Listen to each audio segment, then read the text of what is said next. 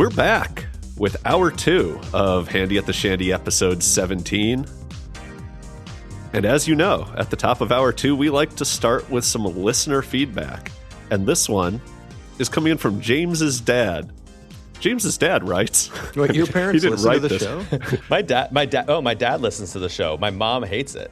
My mom's the one that said, "What is that sound that plays at the beginning of your episode?" That's right, yeah. I like the idea of saying, like, what is that sound? As if you can't tell that there is, like, a song playing. Yeah, we just need to record the sax guy at Venetian Palazzo and get him to do an intro for us. Also, I did so much talking in Hour 1 that I'm assuming that I don't have to speak at all the second half. No, I'm going to read these, and I'm going to do it in my best James's dad voice. Okay, thank you. And he asks, when you leave the video poker machine and go to dinner. My God, you sound just like my dad. Are you my dad? When you leave the video poker machine and go to dinner or something else, and this is already a bold assumption that we would do something like that. But he asks, do you keep playing the same machine when you get back? Well, Dad. I did not answer when he texted me this. I did not answer. I just said, we'll answer it on the pod. So get out of my room. We'll talk about it later. Exactly. I'd like to go back if I'm having a good time. Like, there's really only a couple of places I want to play, right? So if I'm at Shandy, I don't necessarily care if I'm at the same machine that I'm going back. If the same machine's open, I'll probably go there if I'm like, oh yeah, this was a good time there. But I am normally going back to the same area, but not necessarily the same machine, unless it is open. Right. I feel like oftentimes if a bar is not super busy, I'll pick the machine I most want to play at just based off the like geography or topography of the bar, right? Like Topography. Some are topology. Some seats of the bar are just ergonomically better than others of what you can see and you know where people are going to sit around you and stuff like that. And so very often, yeah, if the same machine's open, I'll go to it because I was very likely sitting at it the first time because it was one I liked. But not for any like gambling related reason. No superstitious reasons or anything like that. I'm the same. Yeah. Thanks, James's dad, for writing into the podcast. Thanks, Dad. If he listens to Hour 1, are you going to be grounded? Probably. Yeah. We're going to go out to Vegas together in July. And I know he's going to listen to that episode and be like, well, you're paying for everything now. Yeah. And it's going to be true. He's done with your allowance, too. Yeah, he sees how you're spending it. We got a question on Twitter from @DanielOcean316. It's my dad. He asks, he says he's a few episodes behind, but really digs the pod. So hopefully this gets to you sometime later in the year. He's a big fan of the Henry, which is good. And he's a big fan of Malört, though he's no longer a partaker of alcohol. And so that's why this question is geared towards Adam. He says, have you tried No Lort, which is, I had to look it up, but there's a non-alcoholic version of Malört. So it's all the unpleasantness without any of the booze. What is it? It's just like dishwater, or what is it? Like, can you like, so it's meant to be kind of like what is the thing that's in Malört? Like it's a wormwood based spirit or something like that. You could have said anything just there and I would have agreed with it. Sure. A wormwood sounds unpleasant enough that it's probably what's in Malört. Yeah, probably. Yeah, I don't know. I looked it up. There are Chicago bars that have it, so you can go get a non-alcoholic beer and a shot of No Lort and get your NA handshake in at the Henry. No, in Chicago. The Henry Chicago. was just he's just earning points with us by pointing out that the best establishments in Vegas are beloved by all. Yeah, I mean, I'm so ambivalent about his. Not ambivalent. Is that the right term? Yeah, depends on what you're about to say. Yeah. About his comment, because liking the Henry is awesome, but liking Malört is terrible. So I don't know how I need more. I mean, this is not particularly discussable listener feedback as far as discussion topics go, but we included it because it's nice that our podcast is now known as the official podcast of Malört somehow. Yeah. So, and I mean, I like Daniel Ocean. On Twitter, we've been following each other for a long time. So I know enough about him that I know that I like him. But if this was just thrown at us, like I would need more details about this person before I could commit to a positive relationship based on this. But yeah. So we're going to have some Malört at the March trip is what you're saying. I'll have some No Lort if we can find it. Bring it. Yeah. Oh, I'm not going to get it. We got another question from Richard at Lawbooks on Twitter. And he says, this is more of a question for Jack. but I would like to watch the Louis Theroux Vegas documentary that's part of Jack's pregame ritual. But it seems entirely unavailable to stream from what he can tell, and his BBC Nordic subscription has lapsed. Any ideas on how to watch it? And so basically, I would normally say like, oh yeah, go to YouTube. You can find like some bootleg version on there and stuff. It doesn't seem like you can anymore. No, I think it's like he's all right. little clips. Yeah. Yeah. So I think the correct way to do it is email the pod at handyattheshandy@gmail.com. And I will share with you my exclusive Google Drive link of where you can find it. Wait, is this legal? No, Yeah, it's absolutely not, which is I why feel I'm like not you're going to gonna get- post it somewhere. It's going to be crossing state lines, so that's a federal offense. Oh, It's yeah. British. They have no jurisdiction Crossing here. the hemisphere. Yeah. Yeah. We fought wars over this, Adam. They don't get to bring their red coats over here and That's right. enforce their piracy laws. No, I have a copy of it in my Google Drive that I had a friend who had a like VPN rip for me at one point. And so I was going to say it's not a very high quality video. I don't think if you live in the UK and watch it on the real BBC player that it's a very high quality video. No. I think No, it I never have was. one of the higher quality cuts of it you can get, and you can email the show and I will send you my link to it. Yeah, it's like 100p is what it's at. But here's the thing about that. Another thing I'm ambivalent about, by the way, because I think it's a fascinating documentary, but it doesn't make me feel good. So it's interesting that you like watching. Well, I before think you it go to does Vegas. both. It makes me feel like horrified, Yeah, and also makes me feel like, you know, because it does end on spoiler alert, it ends kind of on a fun note where they introduce you to a new guy within the last like 8 minutes of the episode that Louis goes and plays like a big gambling session with, and it goes well for Louis. Yes, and he yes. has a good time despite not really knowing what's going on at the baccarat table. So I don't know. There are parts of it that are obviously showing the detriments of degenerate gambling. Mm-hmm. And that's what most of the documentary does. But some of it's like, oh, fuck yeah, Vegas. You know? Yeah, So- yeah.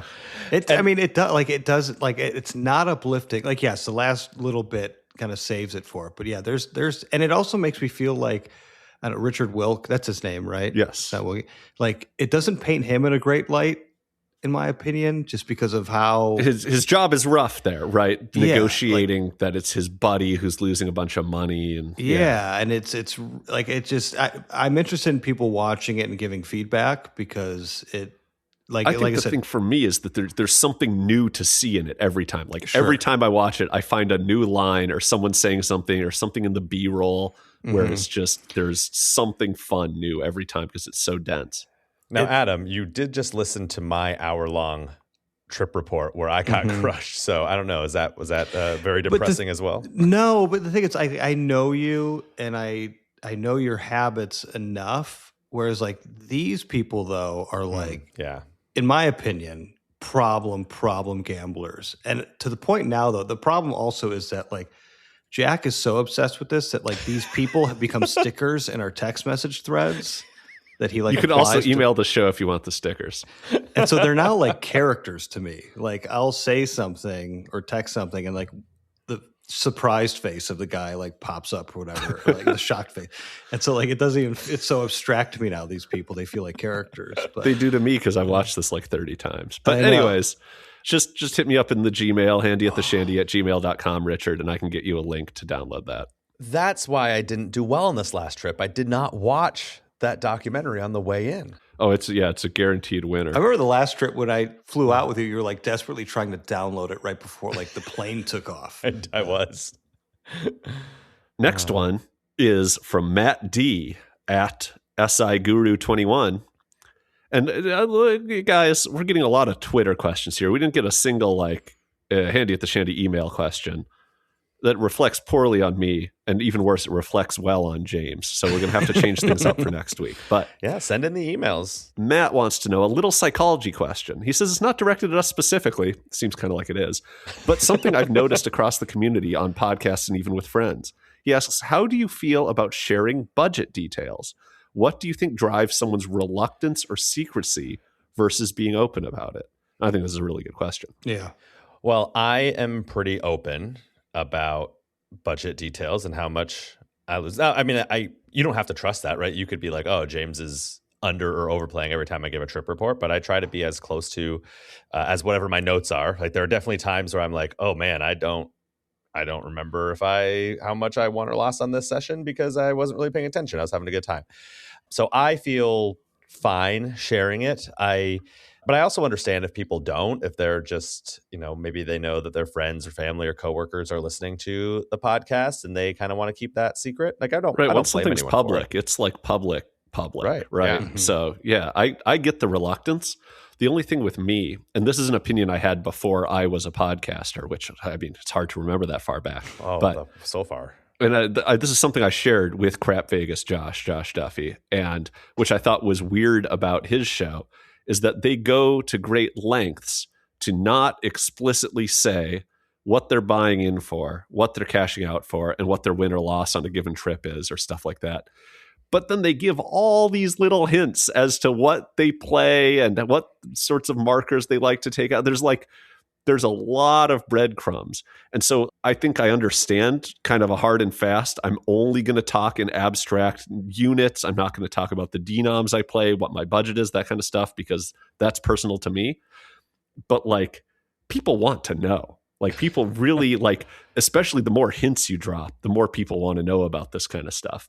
Yeah. Obviously at my level where it's like, oh, I lost $1,000 playing quarter video poker. It's like, I don't think that really moves the needle for people. But the more that you're like a aspirational high level gambler that people like to see, oh yeah, they get these comps and they get these interactions with their hosts, that kind of stuff.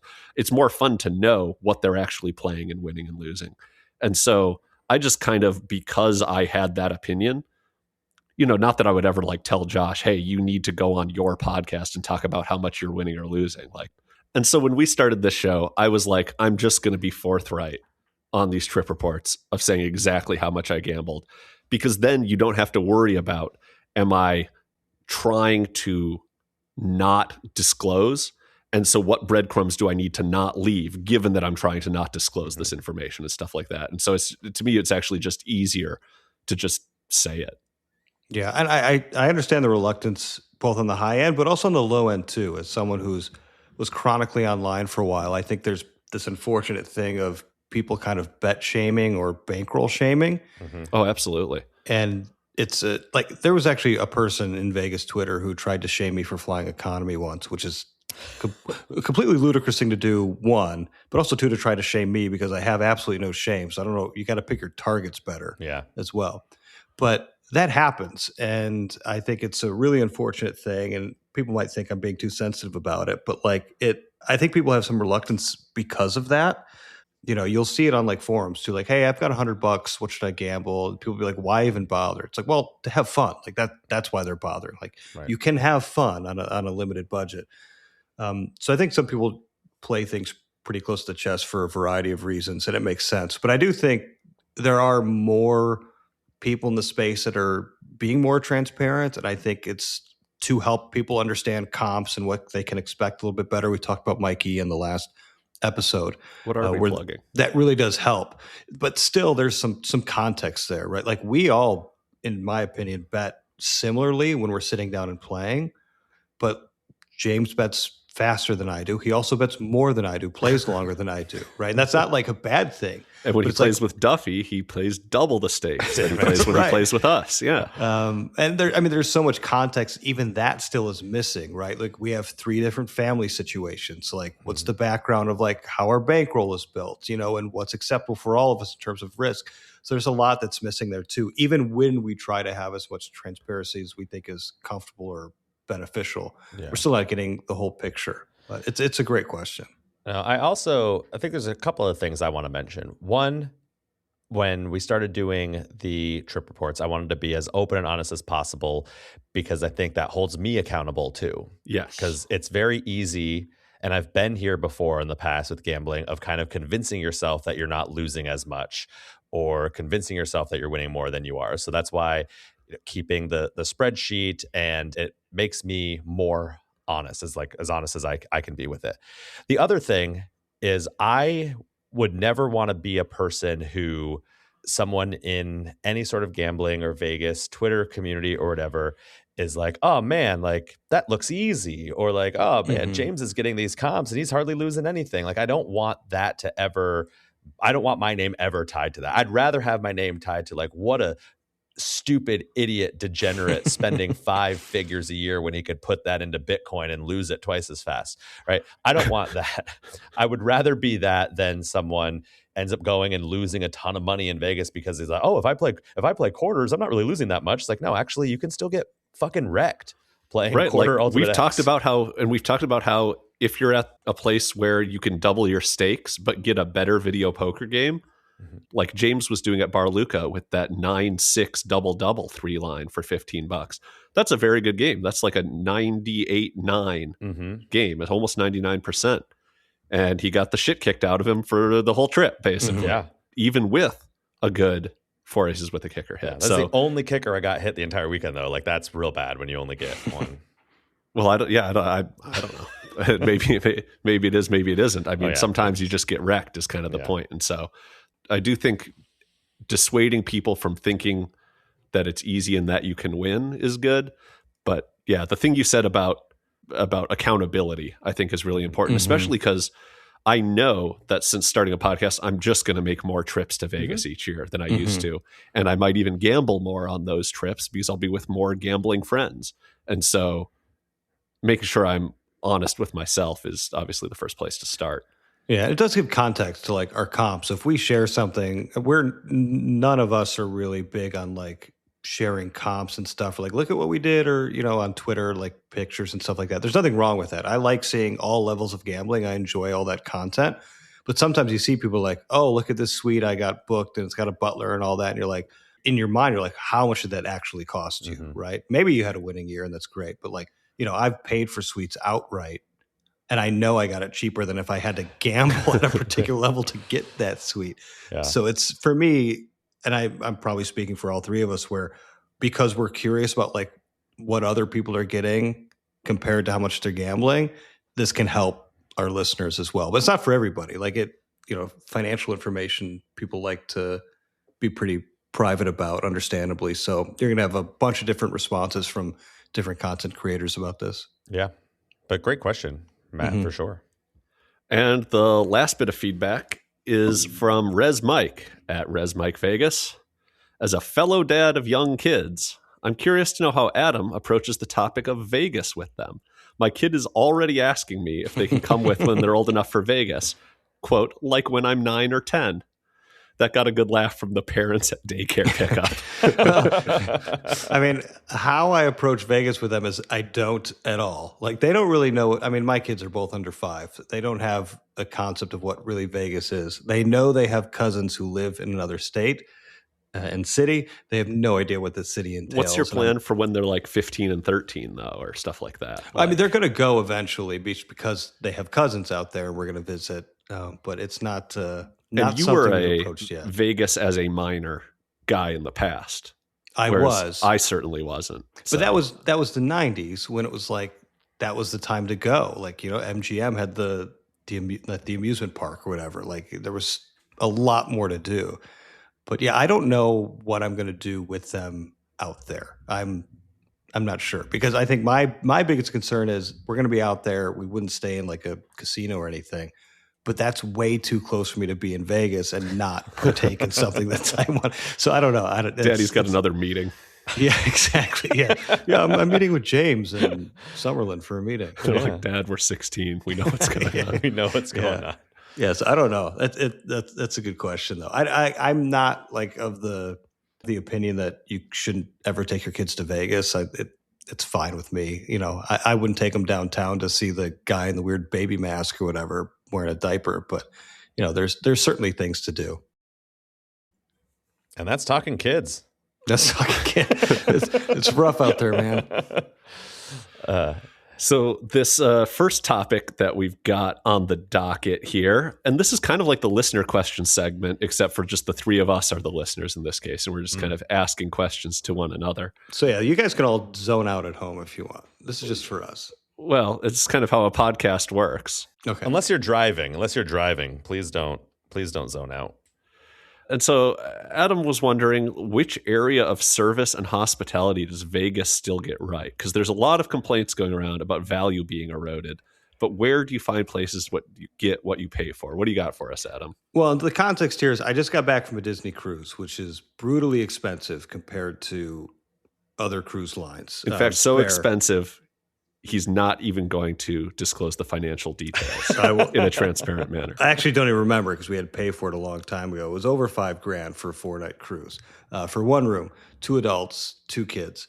But anyway, there came a point on the cruise where the service was so good that I understood the price point and I was never upset about the price because I agreed to pay it. But like psychologically speaking, it didn't impact me as much, and I understood it and I appreciated it more. And like an example is that like one cool thing that Disney cruises do is they have what's called rotational dining. So you're in a different restaurant every night. I was going to say they have that at the top of the strat, but yes. But this isn't actually rotating. You're going to different restaurants every night, but the wait staff follows you each night. So they're always with you every single night. So they're switching restaurants too. So they've got the same groups every single night. And on like the second night, it's a full team that's with you. You have like multiple servers. One of the servers asked me what I wanted to drink. And, I was like, I actually don't like to be too bothersome when I'm on vacation or, at a resort or whatever. But they asked me what I want to drink. And the menus for the drinks weren't, for cocktails, especially non-alcoholic cocktails, aren't expansive. So I just said, hey, on deck 4, there's this bar. They've got this non-alcoholic bourbon, and they made me an old fashioned. It was really good. Is there anything you can do? And one of the things I learned on Disney Cruise is just anecdotally, it was like, they never say no. It's always, I'm going to see what I can do. There's never an outright no. No matter how outlandish, probably what you ask them. And sure enough, I don't know what they did. If they went up there, they sent someone up there, but they made an old fashioned for me with that bourbon, which I think that was the only bar on the ship that had it. And then the rest, we had, I think, 2 other nights after this at different restaurants. And when I got to the restaurant each of the remaining nights, it was waiting there for me, the exact same old fashioned. I had to pay for it because it wasn't free, but I didn't mind. And that's like, to me, like that's exemplary service. There's like a lot of little moments like that on this cruise. And so I was thinking like, I know of local Vegas influencers who have said that Vegas is the best service anywhere. And I think that's completely hogwash. It shows that 1, they don't stay in the resorts in their own town, and 2, they don't travel many other places. That's not to say that Vegas hospitality isn't good, because there's fantastic servers, bartenders, people work in the hotels, on the service side. But that was kind of the context for it, because I was thinking about, I'm like, where in Vegas am I getting something similar? And I didn't know if either of you have come across something that really kind of stuck out to you. You know how when you go to the grocery store and you're looking for like a particular brand of granola bar and the shelves are completely packed with every single brand and flavor except that one that you wanted to buy? Mm-hmm. I feel like that in Vegas sometimes, where it's like you don't get the good service at the exact times you need it sometimes. Like when you're checking into a hotel and you have a dinner coming out, like, Adam's talking about at the Cosmo, where he has to like beg and plead for them to even let him check in at like 5:30 or whatever. Mm-hmm. I feel like, and obviously it's probably some sort of form of confirmation bias where you notice it the most in those higher leverage situations. Because I feel like in general, the service in Vegas can be very, very good, but sometimes it comes up short when you need it the most.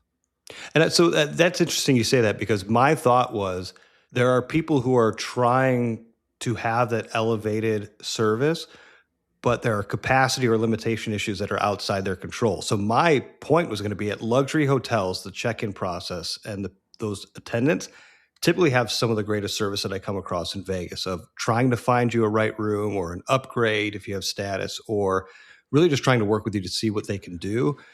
But at the other hand, they're limited by what housekeeping can do, the capacity of housekeeping, which is they've had their legs cut from under them because housekeeping's getting cut. And, there's so many rooms. And to your point, it's like there's people who want to do it, but they have limitations of what they can actually do, whether they have the autonomy to do it or they have the capacity to do it. And, I think that's a big issue in Vegas right now. But for me, it's front desk attendants are really going beyond what their job description really is sometimes. I gave an example a long time ago at a woman at Bellagio who's like literally calling every floor, the housekeepers on every floor, seeing what's available, if there's a nicer room available that's ready, just to check in early. Like, she didn't have to do that. It was well before I had to check in, and she was desperately trying to get me in. I found that same experience with front desk agents, in which when you are not the one at the desk and you're kind of standing in line, you're like, what could be taking so long? How long does it take to check a guy in? But then when you get to the front of the line and they're giving you kind of more of a hands-on white glove sort of service for your specific requests, you forget that you were just a minute ago the guy standing in line wondering how long it takes them to check in, right? Yeah. You know, the only thing that sticks out to me is the high limit bartenders that we've experienced lately, I think are really great. But I don't know if that is going above and beyond their quote unquote job description. It's just like there's only 4 or 5 people there. And if there's 1 or sometimes 2 bartenders, like you're going to get good service. And it's not that you're getting bad service at Bar Luca or Shandy or some, you know, other bar. It's just that they've only got 2 or 3 bartenders and there's 17 people. And there's people coming up and ordering a drink and then being like, what do you mean it's this amount of money? And they're like, that's just how much it is. Like, give me your credit card. So I think there's, and maybe this is just the way it's going around everywhere, the country. You've got the higher tier, the higher end stuff is like really, really good. And then once you kind of get away from that, maybe high limit bar area, there's just so many people and staff is so limited that you're just not getting that type of service. Well, is that a reward for being one of the better bartenders, is having that placement in the high limit lounge? I don't know. Probably. I think it depends on shift and how exclusive or trafficked the lounge is. Like you are still working for tips and you can end up on I can imagine that there are some shifts at some of these high limit bars that are just really poor and are given out to the lowest seniority and stuff like that. But I imagine that, like Adam's saying, there are some that are highly coveted and are going to the best bartenders and stuff like that. So, but yeah, we do see bartenders even at a bar on the floor, like Shandy, where it's like, what are you interested in? What do you like? Let me make something that's fun for you. They're going to go out of their way to make it like an experience. Where at that same bar, you're going to have a bartender who's like, I don't do that kind of stuff. It's like, well, that blows, man. And Jack knows exactly what I'm talking about. Where his favorite person.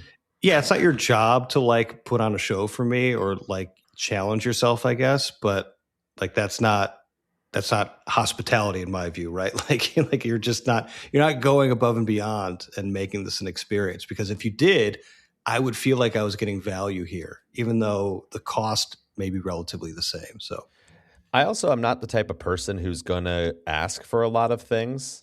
So I don't think I run into the situations like, oh man, they really did take care of me. Like I very rarely ask for anything at check-in. And you know, maybe I should push a little more on comps or upgrades and perhaps I will if I get some training from the good Adam Bauer. I will say that a year and a half ago, when I went to Zorkfest and it was near Kim's birthday, my marketing person at Cosmo did send us a cake and balloons for Kim's birthday, which I didn't ask for, and upgraded us. That was really, really cool. The great thing, though, about that was Kim has celiac, as people who listen to the pod for the entire time know, so she could not have any of that cake. And it was like a full-ass birthday cake, and I had a little slice, and then I tried to get strangers to come to the room to eat it, and no one wanted to come and eat my cake. So I picture you tucking like a napkin around the plate once you've had one slice. Yeah, I don't ask for much. Like, and I don't demand that people go above and beyond. Like, if I'm checking into a place, it'd be like, hey, like I'll always try to check in early, and I'll acknowledge, like, hey, I'm here a little early. I just want to see. If not, I understand.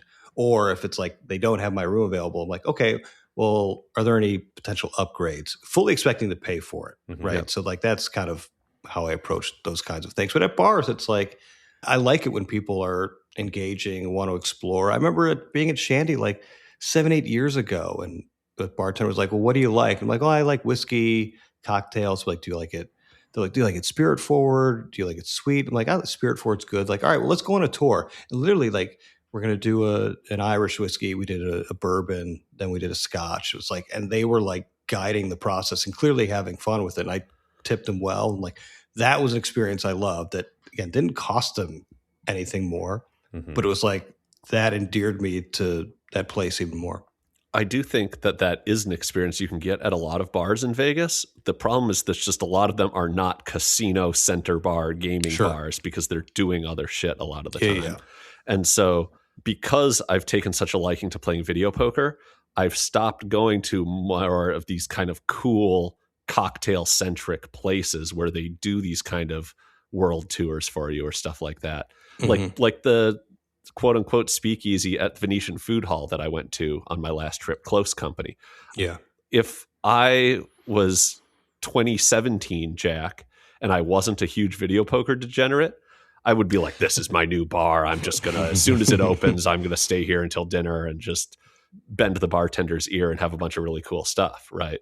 But now I want to do the bending of the ear, the having the cool stuff, and gambling all in one place. And I've found, slightly fewer places where I can do that. Yeah. I'm interested in what people have to say, though, if there's a bright spot. Because we do talk, like, the values eroding and nickel and diming and all that stuff. But I think there still are plenty of bright spots in Las Vegas when it comes to service. And so I'm interested. I think there's a ton. You do have to find the right person some of the time. So if people have those experiences, please give us some feedback. We like to shout them out. Ray at Bellagio is one of my favorite bartenders. He works in Mayfair Supper Club. He's fantastic. But anyway. Yeah, and it'd be good to get some new things, because every time we get questions like this, we're just like, Shandy and the High Limit at Palazzo. Like, it's and hopefully on the trip Resorts March, World, we'll High try Limit, some of other course. Stuff. Yeah. Resorts World. I didn't make it there. I should have made it there for my $95 in free play. Should have gotten a world famous Vieux Carré from Chris. Is that the one where it's just they hand you a bottle of Angostura bitters and pour it in your mouth? That's a Trinidad Sour, which is a real cool drink. Okay. I forget. Yeah. Now I'm mad. All right. We're not doing the next topic. Yep. Jack's off the pod. All right. Next topic I've got is kind of an amalgamation of unsavory things to be doing at a table game. And so James is probably going to be the expert on this, but we can start with things to do at a table game. Like dump for example, your drink all over it. Yeah. I was going to say more like cheating. Oh, so like pass posting. Well, that's, I think, a great example, because the things I want to talk about here are kind of like 3 tiers of trying to get one over on the house at a table game. The highest tier, I mean, I don't know if these tiers are good or bad, but the highest tier would be like cheating at the table game. Like Adam says, pass posting. We'll get into that in a bit. The next tier would be like taking shots or angle shooting, where you're trying to get one over on them, but you're not necessarily doing anything illegal. Okay. And then the last would be like just taking advantage of like dealer mistakes. But I think we can start with talking about like cheating at table games. How does it happen? Like, Adam, explain to us what you mean by pass posting. I mean, so that's where, like, say if you're on like a roulette table, right? And you've got a bet out for something and it wins. So you're kind of moving your hand over the pile and adding more chips after the result has been determined already. So you're kind of able to win more. Is that what we're talking about? Yeah. Is that what I'm talking about? That is what you're talking about. Okay. And it doesn't just have to be roulette. Like sometimes at a full blackjack table, the player at third base, like once the dealer goes to play the person at first base and is like counting out the stack and making sure it's correct, then they just quick add something to their bet or something like that. You can do it at the craps table too, right? The super full table. If ends up hitting a point, you could throw extra money on your odds or something. I think that is the most common form of cheating you hear about that doesn't involve like collusion between the player and the dealer or something like that, where it's just the player trying to do something to cheat. It's either you're adding money to a winning bet or you're taking money off a losing bet in hopes that you either win more or lose less. So is the question whether or not we like this? No, this isn't our patented quickfire. Adam, is this for you? Is it good for Vegas? Oh my God, huge pass poster. Yeah. No, I just thought these were interesting things to talk about because it's something we haven't talked about on the pod, and I have some, interesting anecdotes about each of these. I've never seen anybody do it. I've never seen anybody get caught, but as observing the table, I don't think I've ever seen somebody try to cheat in this way. I haven't seen it done on purpose, or at least they're really good acting when they do get caught of like, sir, you got to leave that there. Like, oh, sorry. I don't know. Some of these cheaters are pretty good at acting. Oh, it could have been. Yeah, for sure. Well, that segues into one of my favorite cheats I heard about, where I was like, this is one that you actually could get away with. And you only need to get away with it like once at each casino you're trying stuff at. So in this idea, you're playing at like a busy or a full table and you're drinking or at least pretending to drink and that kind of stuff. But just so people know, we are fully endorsing this. Oh, yeah. Of course. What I'm about to say here is how, if you want to cheat at the casino, you should probably do it. Okay. You probably have to learn some sleight of hand or something. But so the reason why this one is so interesting is it's the form of pass posting in which you remove money from a losing bet. But so imagine that you're playing at like a game, any table game, where you're betting like $25 a hand. And at some point, and you make it clear that you have like big chips with you and you're just not really playing them or whatever. At some point, you sneak like a large chip under your $25 chip, like sneak a $500 or $1,000 chip under your bet. And that's the way the casino wants it to be, is they want the higher value chips on the bottom so that you can't sneak them onto the top and say it was there the whole time or stuff like that. And so in this scheme, what you do is surreptitiously increase the value of your wager a much, much higher amount than you have been betting. And then if the result comes in where you lose, you like slam the table and snatch up your bet angrily. Okay. And then when they're like, sir, you can't, and you're like, oh my God, I'm so sorry. And then you put the bet back, but with the smaller amount you had been betting the whole time. Okay. And the reason why I found it to be so genius is that if you do win, you get to like hoot and holler and point at your bet and be like, look, I had the big chip under it. And if they go and check the tape, You did. yeah, the big chip was there the whole time. And if you lose and put the bet back and no one ever saw you put the big chip in there to begin with, then they have no reason to go to the tape and be like, well, was there secretly a big chip under that or something like that, right? And so it strikes me as like a good way to avoid surveillance, but also pass post. Because that's the main issue with pass posting, is that surveillance is just going to watch the tape and be like, this guy is committing a crime and you're going to jail. Right. I mean, I feel like they would catch this though. Yeah. Well, the point is, if you win, there's nothing to catch. If you true, win, yes. all you did was make a big bet and win on it. Yeah.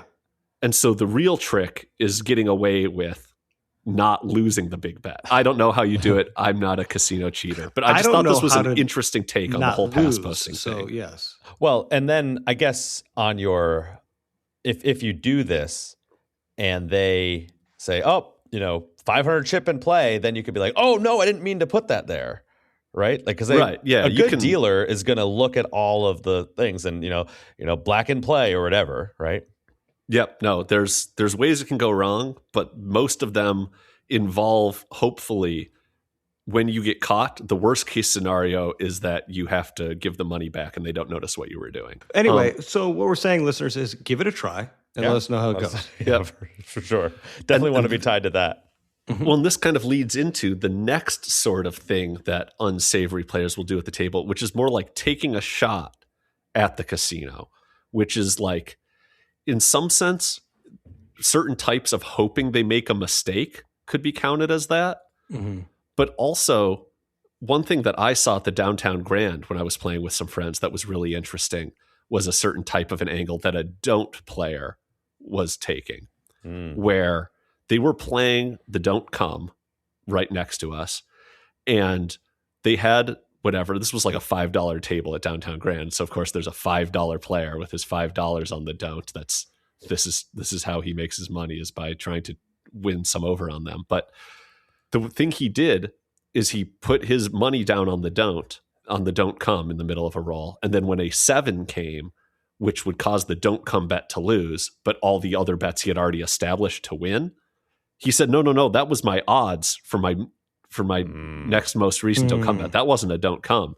And the dealer was mad at him because the dealer was like, you try this shit one more time and you're out of here, because I've seen this before. But he said it kind of to like us, the guys that were just playing the pass line. Like in some way we got caught in the crossfire of this comment, which is why it sticks with me so much, is that like the dealer ended up being like mad at me and my friends for like laughing along with what was not a joke. In any case, I thought that was an interesting idea of an angle shoot where, yeah, you put your money in an ambiguous place with the hopes that when either outcome happens, you can win by saying, no, that was this. Mm-hmm. And I've seen people do that at the craps table completely accidentally, where they're like, no, I swear I told you that was like a 4. And I'm not going to like tell the dealers like, no, he didn't say it was a 4. I was paying attention too, because like I'm not going to like get in between this guy. But like a lot of times people are just wrong about what they thought or meant, and what the casino will try to do is just placate you and pay the money or whatever. And so there is a lot of like room to be had for people purposely trying to get one over on the casino, but in a way that technically isn't cheating or illegal. Yeah, I've seen it before where like you forget to put odds. Like I've done it before where I've legitimately forgot to put odds, and the casino's been like, okay, he always does the odds. So you could see an angle where it's like, hey, the table's really hot. I've won a lot so far. I've got $50 on the line. I'm not going to put my $200 behind it. And if it hits, I'm going to say, oh no, I didn't have my odds. And if it doesn't hit, then I'm just not going to say anything. Right. I could see how that could be an angle. I would never do it because A, that would make me feel gross. And B, the risk of like ever being like banned from a casino would be so sad. Well, and if dealers start to notice this stuff, Correct, you want the yeah. dealers to Yeah. like you too. Right. Yeah. I had an instance at Sahara where like a guy playing Pygo, the guy to my left insisted that I won the bet. And the dealer collected all the carbs. He's like, no, you won. And he was arguing with the dealer that I won and I should have been paid out. Whereas I don't remember the hand. I didn't remember the hand clearly. I just kind of trusted the dealer. Back in the day before Face Up Pygo, there was always the set it and forget it joke, right? Like by the time the dealer turns over their hand in regular classic Pygo, Right. you don't even remember what you have. Exactly. So, yeah. But anyway, this guy's arguing on behalf, and like I'm not like I don't care. Like it's I don't think I won, but this guy was so sure. But I didn't want them to think like that I was trying to get one over on them. Yeah. Yeah. So like the guy to my left called the pit on my behalf, and I'm just like I'm not even with this guy. Like I don't know. I'm like. And sure enough, they checked the tape. So the pit's like, do you want to check the tape? I'm like, I guess so. I'm like, I don't remember. And if they checked the tape, and no, I way didn't win. Like, sir, he wasn't even in the hand. Yeah, it was like 20 minutes later. It took him forever. Like, I felt terrible. Like, that's like speaking like James, you're conscious about it. Like, I felt bad. I'm like, after a while, I'm like, just stop talking, dude. Like, it's not a big deal anymore. But yeah. But yeah, I brought that up because I had heard a lot about different ways people try to cheat the casino. I think that's generally just like a fun thing to let you learn about, right? Like who are the biggest cheats in history or who got away with the biggest heist or, there's kind of intrigue in that. But until that situation at the Downtown Grand, I hadn't even really thought about the softer form of cheating where you're really just trying to play small edges over and over again and hope to get one over on them each time. Well, and I think, and this goes into like you're probably what you're going to bring up here in a second, whereas when people talk about APs and like, when we were talking about new gamblers before and how they're kind of trying to fidget with the math a little bit to see if they can get an edge or like martingale or some sort of betting strategy. It's like, that's not where people are winning or gaining an edge on the casino. It's these types of, now not angle shooting and outright cheating, but like the Phil Ivey, the edge sorting, or like what you're going to talk about. Great, really good APs are going to find dealer mistakes, especially on new games. And what's your appetite for that, or your how's your stomach for that type of thing? Yeah. So Adam has correctly ascertained that the third tier that I mentioned previously is just dealer mistakes coming up, and I know the podcast You Can Bet on That. They talk a lot about what's the right thing to do when you notice a dealer mistake and what do they do and, all the different ways you can look at it. I don't think we really care about that. I think it's more interesting to go along the lines Adam's talking about, which is just when you're looking for dealer mistakes, how can you take advantage of them and what are ways to do that? I know that at a lot of games, you can reduce the house edge pretty drastically by just hoping they miss some stuff. Like even as a come better at the craps table, it's a little bit of free money every time that there's a winner 7 on the come out roll and they don't reset your come bets, because that keeps you in action longer and you don't then have to put those bets back out. And so it's a roll that you should have lost on and they don't really notice it. And that still happens from time to time. Like I like to joke when I see them, taking down my come bets at the Cosmo. I like to joke, oh yeah, it's a bummer playing at a nice place like this where they actually take down your come bets when you lose. But on the most recent session I had at Cosmo, they left them up one time. And it's like, well, that's in some sense 50 free bucks. And it doesn't take a lot of little things like that to actually flip the house edge the other way. So like Adam's saying, if there's a game where the dealer makes a mistake, one in every like 20 hands, that could be enough for you to have an advantage. Even to win a bet you should have lost 1 in 20 times will flip the script almost immediately. Yeah, and there are people who will go to like new casinos, right, that are like just opening. Do you know of any of those? I don't know of any casinos that are just going to be opening within the next like couple months near anyone who lives there. Okay, never mind. No, but it's like saying, "Oh, I'm going to go to this new casino because they're going to make more mistakes." And that's going to be in my favor. And if I call out the ones that are against me, and I just take the ones that are for me, then yeah, you can turn it into a plus EV game. Now, I don't think I would feel comfortable doing that. I really don't. I don't think I'd feel comfortable seeking that out. Now, I'm not going to say anything. Like, for example, on this last trip that I was at, there was a time where I looked down and I was like, hey, I'm supposed to have a 10. I've played the same bet the whole time. It's not there. And they're like, oh, and they put it there. And what I didn't realize is they had actually put me on the 9. Ugh. So like 2 rolls later, they hit a 9 and they pay me. And I was like, and then I looked, I was like, oh, that's what happened. But I didn't correct it. I just took it and put it in my pocket. That was just a little treat. Even though you had been the impetus on that one. I don't know. Yeah. That one's a little suspect. Yeah. So I don't know. But yeah, no, I've had the same sort of thing where if I'm playing like there's certain things like as a poker player, it is much easier for me to notice like a straight or a flush than just like a blackjack dealer or something like that, right? Like, so if I'm playing like Pai Gow or Ultimate Texas Hold'em with my buddy Brian, I have to train myself to not react when I see the dealer have like a big hand and be like, oh, no, we lost this one, because they might misset it and then we all get paid. And I know Brian, just airing his dirty laundry here, I know on his most recent trip to Vegas, he texted me about like a hand where across the 2 hands he was playing, it was like a $1,500 swing between the result that should have happened and the result that did happen. Yeah. And, they never came back for the money or anything like that. And so he was just had that much more money in his bankroll because of one dealer mistake. And so it does behoove you to just keep your damn mouth shut some of the time, even if they haven't even made the mistake yet, right? Like, instead of reacting, be like, straight with an ace king, bummer. Maybe if you just don't say anything, they don't play a straight with an ace king and you're fine. So what I hate the most is when you go back to the craps example of 7 out, right? So they 7 out, I have 2 come bets up and they don't take it down. And then they like come back out on one of those numbers and they're like, oh, I was supposed to take these down. And I'm like, damn it, I thought I was going to get away with it. And I just look at them like, I'm not going to say anything. Like, It's not my job. No, I really do feel that way. In general, like, it's different if you're being like mispaid. Like, you're supposed to get 100 and they hand you 150. That's something where, like, if I notice it, I might be like, oh, that's not right, or that's too much. That's a little, but when it's something where it's just a complete oversight, I'm a lot more likely to just kind of dummy up. Well, and you could be unintentionally hurting the dealer as well in terms of like their job performance. If you call it out. I've never really understood that argument, because I feel like it's the other way around. Whereas if you notice their mistake and it gets corrected immediately, they're not going to get written up for a mistake getting corrected within 5 seconds.